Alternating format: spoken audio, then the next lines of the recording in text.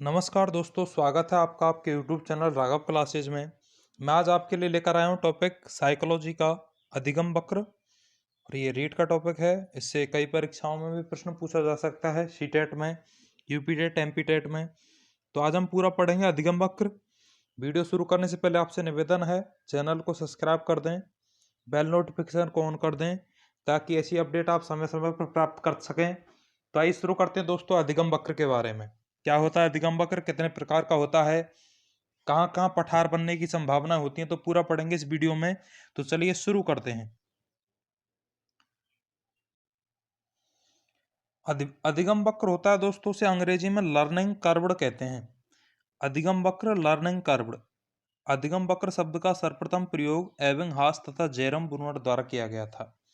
अधिगम वक्र की यदि परिभाषा की बात की जाए तो अधिगम वक्र की जो परिभाषा होती है वो होती है कि बालक बालिकाओं के द्वारा जो अभ्यास किया जाता है किसी चीज को सीखने के लिए, और उस अभ्यास के बाद में जब बालक कितनी चीज को सीख पाता है उसकी मात्रा को जो बताने वाला जो ग्राफ होता है उसे अधिगम वक्र या लर्निंग कर्व कहा जाता है। एक बार दोबारा सुन ले परिभाषा, कि बालक बालिकाओं के द्वारा जब किसी चीज को सीखने के लिए अभ्यास किया जाता है और अभ्यास के उपरांत उस विषय वस्तु की मात्रा को बताने वाले कि उस बालक ने कितना सीखा, उस बताने वाले वक्र को अधिगम वक्र कहा जाता है। और दोस्तों अधिगम के वक्र होते हैं, ये चार होते हैं। चार प्रकार के अधिगम वक्र होते हैं। अधिगम वक्र का सर्वप्रथम प्रयोग एबिंगहास तथा जेरम ब्रूनर द्वारा किया गया। तो चलिए शुरू करते हैं चारों ग्राफों के बारे में, कौन कौन से वक्र होते हैं। पहला जो वक्र आता है दोस्तों वो आता है सरल या त्वरण रेखीय वक्र। सरल या त्वरण रेखीय वक्र होता है, और यह वक्र है, यह प्रतिभाशाली छात्रों का वर्ग है। यानी जो प्रतिभाशाली बालक होते हैं उनका वक्र होता है वो सरल या त्वरण रेखीय वक्र होता है। उसमें होता है कि जैसे जैसे बालक के जो अभ्यास होता है उस अभ्यास की मात्रा जैसे जैसे बढ़ाई जाती है बालक की सीखने की दर भी बढ़ती जाती है। तो जो ग्राफ प्राप्त होता है वो ग्राफ एक सीधी रेखा में प्राप्त होता है। जैसे जैसे बालक के अभ्यास की दर बढ़ती है, ये अभ्यास की दर को दर्शा रहा है, और ये इधर जो बन रहा है वो अधिगम की मात्रा को दर्शा रहा है। तो प्रतिभाशाली छात्र जैसे जैसे अभ्यास करते हैं उनके अधिगम की मात्रा भी बढ़ती जाती है।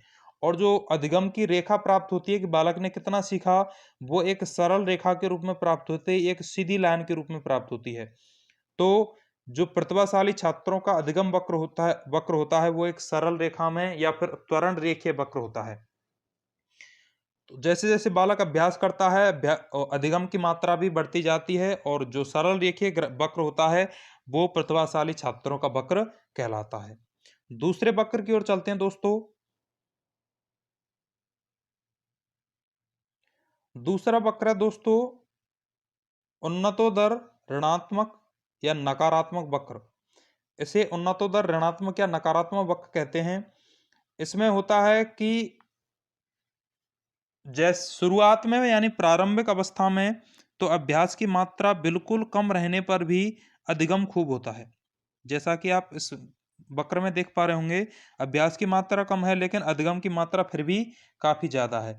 लेकिन जैसे जैसे बालक अभ्यास करना बंद कर देता है, छोड़ देता है, तो जो अधिगम की रेखा होती है वो अधिगम की रेखा आकर के और क्षैतिज में यानी पुनः धरातल पर आकर के मिल जाती है। और पुनः धरातल पर आकर के मिल जाने के कारण और एक पठार का निर्माण होता है जिसे हम अधिगम पठार के नाम से जानते हैं। और यह जो स्थिति होती है दोस्तों, यह स्थिति पिछड़े बालकों की होती है। जो पिछड़े बालक हैं प्रारंभ में तो उनके अभ्यास की मात्रा बहुत कम रहती है, फिर भी उनके अधिगम की मात्रा खूब रहती है। लेकिन जैसे जैसे वो अभ्यास नहीं करते, अभ्यास बिल्कुल नहीं करते, तो अभ्यास नहीं करने के कारण क्या है, अधिगम के पठार का निर्माण होता है, और यह अधिगम का पठार अधिगम निर्योग्यता को दर्शाता है। तो जो अधिगम की रेखा होती है वो क्षैतिज में आकर के मिल जाती है और बालक का अधिगम होना पूर्ण रूप से बंद हो जाता है। और तो इससे जो ग्राफ बन रहा है उस ग्राफ को उन्नतोदर या ऋणात्मक वक्र कहते हैं। ये प्रश्न कई बार परीक्षाओं में भी आया है और हम इसके नाम पर कंफ्यूज हो जाते हैं उन्नतोदर और नतोदर में से। तो दोस्तों जो उन्नतोदर होता है उसे ऋणात्मक या नकारात्मक वक्र कहा जाता है। तो दोस्तों ये पठार बनता है, इस पठार के बनने के क्या कारण है, ये जो पठार बन रहा है इसे पठार बनने के क्या कारण है। तो दोस्तों मैं बताऊंगा आपको पठार बनने के क्या कारण है। तो पहला कारण है दोस्तों कि यदि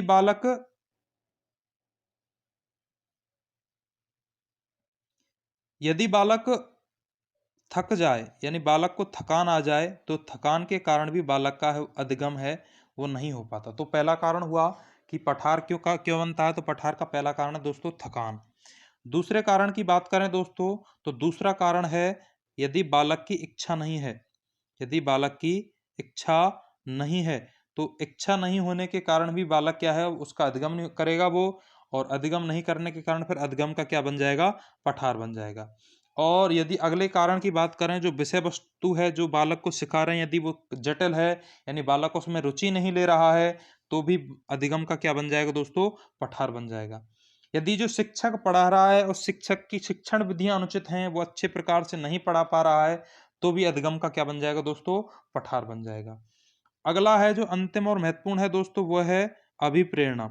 अभिप्रेरणा का अर्थ है यदि बालक अपने आप से अंदर से इंस्पायर नहीं है, अभिप्रेरित नहीं है, तो भी बालक सीख नहीं पाएगा अच्छे प्रकार से, और फिर भी क्या बन जाएगा, अधिगम का पठार बन जाएगा। और अधिगम योग्य यदि वातावरण बालक को ना मिले, तो भी अधिगम का पठार बनने का प्रमुख कारण होता है। मैं एक बार और रिवाइज कर रहा हूँ कि पठार बनने के कौन कौन से कारण होते हैं। तो पहला कारण बताया था दोस्तों थकान, दूसरा था अनिच्छा, तीसरा था विषय वस्तु की जटिलता, यदि विषय वस्तु कठिन है, तीसरा था यदि शिक्षक की शिक्षण विधियां अनुचित हैं, तो भी अधिगम का पठार बनेगा, यदि बालक अभिप्रेरित नहीं है तो भी अधिगम का पठार बनेगा, और यदि अधिगम योग्य बालक को वातावरण नहीं मिल रहा है, तो भी अधिगम का पठार बन जाएगा। अगले वक्र की ओर चलते हैं दोस्तों। अगला वक्र है दोस्तों, वो है नतोदर वर्धन या धनात्मक वक्र। नतोदर वर्धन या धनात्मक वक्र, इसमें होता है कि प्रारंभ में बालक खूब अभ्यास करता है, अभ्यास की मात्रा खूब रहती है, लेकिन फिर भी अधिगम नहीं हो पाता।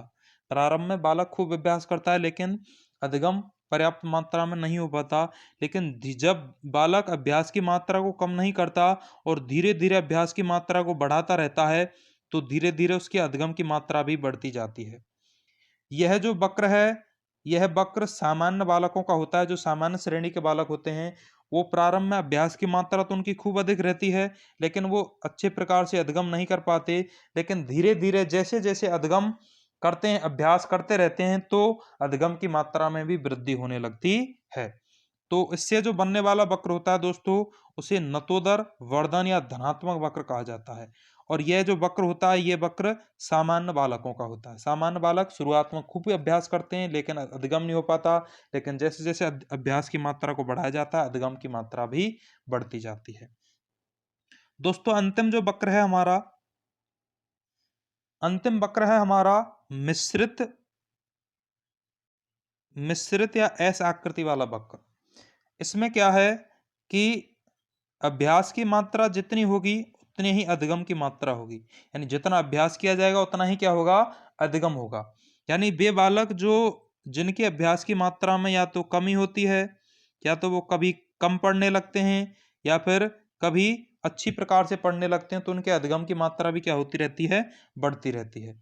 ऐसा जो वक्र होता है दोस्तों, यह सृजनशील यानी जो क्रिएटिव बालक होते हैं उनका होता है।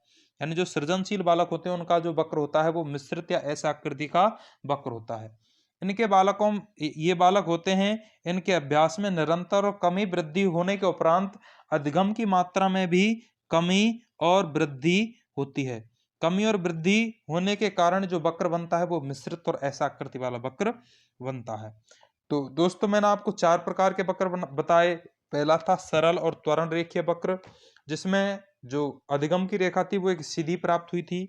दूसरा वक्र बताया था मैंने आपको उन्नतोदर या ऋणात्मक वक्र, तो वो था अधिगम का पठार बन रहा था, वो पिछड़े बालकों का वक्र था कि जैसे जैसे इस प्रारंभ में तो अभ्यास की मात्रा कम रहने पर भी अधिगम खूब होता है, लेकिन जब अभ्यास की मात्रा ज्यादा नहीं करते, यानी अभ्यास नहीं किया जाता, तो फिर अधिगम की जो रेखा है वो पुनः आकर के क्षैतिज में मिल जाती है।